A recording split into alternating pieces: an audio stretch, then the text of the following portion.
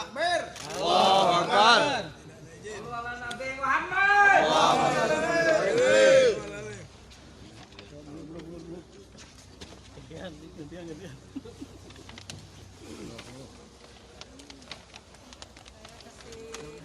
Kasih waktu teman-teman media untuk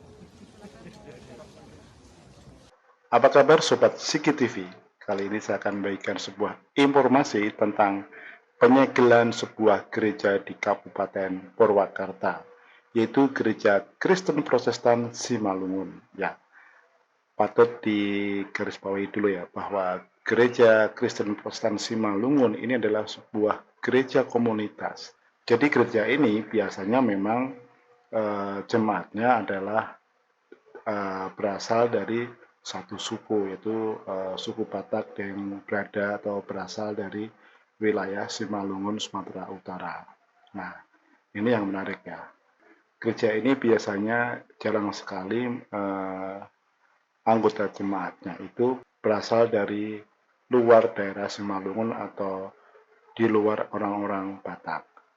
Makanya sebenarnya kan gereja kayak seperti GKSP ini tidak akan menjadi besar karena di mana komunitas perantau asal Simalungun itu tidak begitu banyak, ya otomatis gerejanya juga tidak menjadi besar.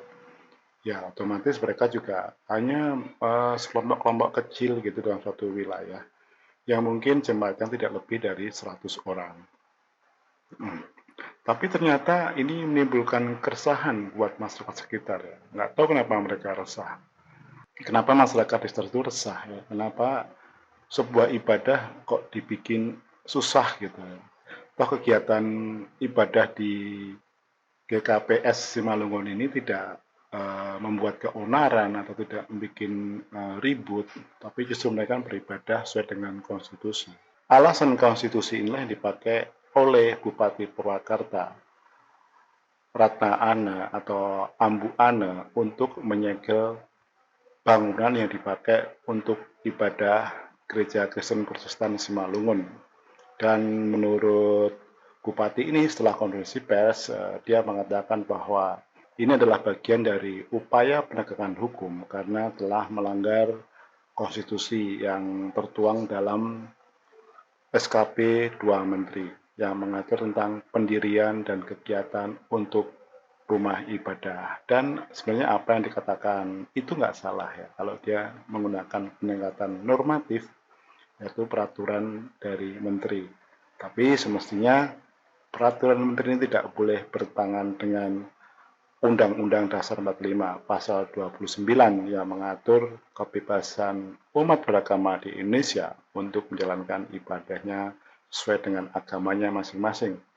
Bahkan juga kalau disesuai dengan hukum internasional atau hak asasi ya, beribadah atau beragama itu adalah hak asasi dari setiap orang, termasuk orang untuk tidak beragama juga sebuah hak asasi. Nah, disinilah terlihat bahwa kekurangan pengetahuan atau memang karena tekanan-tekanan dari ormas-ormas tempat, sehingga akhirnya Bupati Purwakarta ini menyegel rumah ibadah GKPS ini. Ya, bisa jadi seperti itu. Seperti yang disinyalir oleh penggiat media sosial yaitu Guntur Romli. Dia menduga bahwa Bupati Purwakarta ini melakukan penyegelan karena adanya tekanan dari organisasi masyarakat atau ormas tempat. Ya sebenarnya kasus yang terjadi di Purwakarta ini sangat tipikal gitu ya. Kenapa saya bilang sangat tipikal? Kasus yang di Lampung, kasus yang di Cilegon, kasus yang ada di Lumajang kemarin, dan juga di beberapa tempat juga biasanya terjadi seperti itu. Biasanya otoritas tempat itu memang mereka melakukan kebijakan untuk menutup atau tidak melanjutkan perizinan sebuah rumah ibadah non-muslim, dalam ini gereja, karena ada tekanan-tekanan politik dari ormas tempat. Ya,